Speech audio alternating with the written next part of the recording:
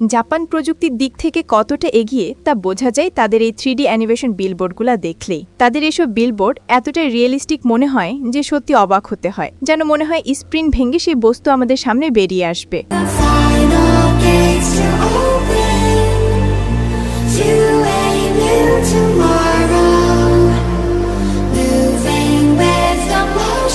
কল্পনা করুন আপনি সমুদ্রের ধারে হাঁটছেন আর হঠাৎ দূরে কিছু অদ্ভুত জিনিস দেখতে পেলেন।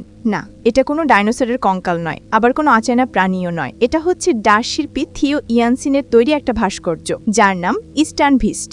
ডাচ ভাষায় এর মানে সৈকতের প্রাণী। এই অদ্ভুত দেখতে যান্ত্রিক প্রাণীটি ইঞ্জিন ছাড়াই কেবল তার বাতাসের শক্তিতেই হাঁটতে পারে, অর্থাৎ এটা চালনা করতে কোনো রকম জ্বালানির প্রয়োজন হয় না। এই প্রাণীটার পুরো শরীরটা বানানো হয়েছে সাধারণ পিভিসি পাইপ আর কাপড় দিয়ে। যখন হাওয়া এর ভেতরে ঢোকে তখন মনে হয় বিশাল কোন আদিম যুগের প্রাণী সৈকতের বালিতে হেঁটে যাচ্ছে, যার প্রতিটি পদক্ষেপে বালি কেঁপে ওঠে, হাড়ের মতো কাঠামো দুলতে দুলতে একই, আর আপনি চোখ ফেরাতেই পারেন না।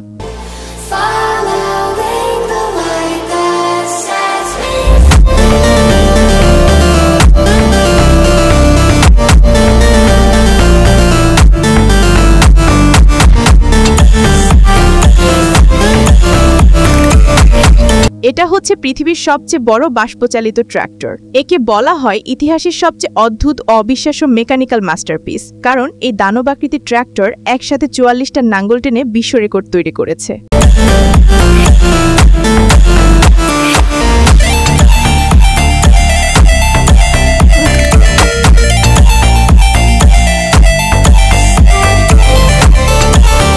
আমি যদি বলি আপনি কি বিশ্বাস করবেন?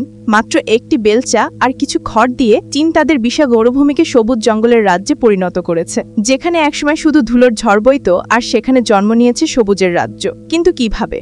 চীন আবিষ্কার করেছে এক অসাধারণ পদ্ধতি, যার নাম ইস্ট্রা চেকারবোর্ড। শ্রমিকরা ধান বা গমের খড় বালির উপর চারকোনা করে বিছিয়ে দেয়। হাজার হাজার একর মরুভূমি এমন খড়ের চারকোনায় ঢেকে যায়। যখন ঝড়ো হাওয়া এসব খড়ের সাথে ধাক্কা খায়, বাতাসের গতি নিমিষে 60 থেকে 70% কমে যায়। ফলে আলগা বালি উড়ে যেতে পারে না, বরং আটকে পড়ে নিজের জায়গায়। তারপর সে চারকোনা ঘরে লাগানো হয় স্যাক্সেল চেজার্ট, পপলার, সলসিটারের মতো মরুভূমির বিশেষ কাজ। একবার তাদের শিকড় বালিতে গেঁথে গেলে পুরো মরুভূমি যেন শিকড়ে বাধা পড়ে যায়। আর এভাবেই চীন তাদের নির্জন মরুভূমিকে ধীরে ধীরে সবুজ অরণ্যে পরিণত করেছে।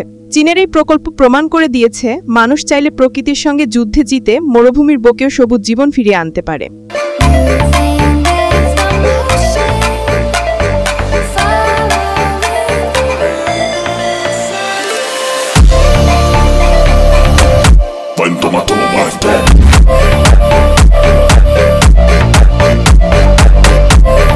এটি হলো অস্ট্রেলিয়ার আধুনিক হাইটেক গরুর খামার। এখানকার গরুদের দেখাশোনা করার পদ্ধতি আমাদের দেশের খামারের তুলনায় সম্পূর্ণ আলাদা। এখানে গরুর যত্ন নেওয়া থেকে শুরু করে দুধ সংগ্রহ, খাবার সরবরাহ করা কিংবা পরিষ্কার পরিচ্ছন্নতা সবকিছু পরিচালিত হয় অত্যাধুনিক প্রযুক্তি ও মেশিনের মাধ্যমে। দুধ সংগ্রহের জন্য ব্যবহার হয় বিশেষ ধরনের সক্রিয় মেশিন। এই মেশিনটি গরুর সাথে যুক্ত করা হলে গাভী এমনভাবে প্রতিক্রিয়া দেখায় যেন তার বাছুর দুধ খাচ্ছে, ফলে অল্প সময় অধিক পরিমাণ দুধ সংগ্রহ করা সম্ভব হয়।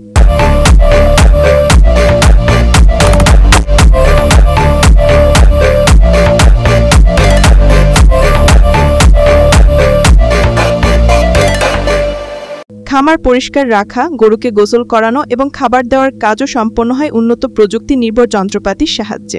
এমনকি যখন গরুগুলোকে খামারের বাইরে বিশাল তৃণভূমিতে ছেড়ে দেওয়া হয়, তখন তাদের তদারকের জন্য রাখাল নয়, বরং বিশেষ ড্রোন ব্যবহার করা হয়। এইসব ড্রোন উন্নত প্রযুক্তির মাধ্যমে গরুর গতিবিধি পর্যবেক্ষণ করে এবং নিরাপদে রাখে। এর ফলে অল্প সংখ্যক মানুষ দিয়ে বিপুল সংখ্যক গরুর যত্ন নেওয়া সম্ভব হয়।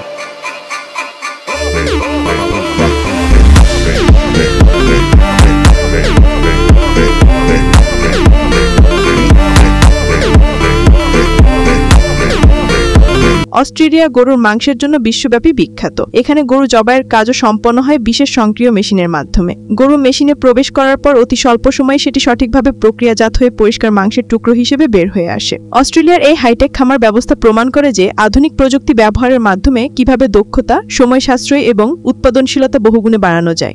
ভবিষ্যতে প্রযুক্তি শুধু আমাদের জীবনকে সহজ করছে না, বদলে দিচ্ছে নির্মাণ শিল্পকেও। আজকের দিনে বিশ্বের অনেক কোম্পানি এমন 3D প্রিন্টার মেশিন তৈরি করেছে যেখানে আপনি শুধু আপনার বাড়ির নকশা আপলোড করলেই মেশিনটা কংক্রিটের পেস্ট দিয়ে লেয়ার বাই লেয়ার কয়েকদিনের মধ্যে পুরো বাড়ি নির্মাণ করে ফেলে। শুধু তাই নয়, কিছু কোম্পানি এমন মেশিনও তৈরি করেছে যা ইট দিয়ে স্বয়ংক্রিয়ভাবে বাড়ি বানিয়ে ফেলতে পারে, কোনো মানুষের হস্তক্ষেপ ছাড়াই। এমন প্রযুক্তি ভবিষ্যতে আসলে যেমন নির্মাণ প্রক্রিয়াকে দ্রুত, সাশ্রয়ী ও আধুনিক করে তুলবে, ঠিক তেমন গরিব রাজমিস্ত্রিদের জীবিকার জন্য বড় চ্যালেঞ্জ তৈরি করবে।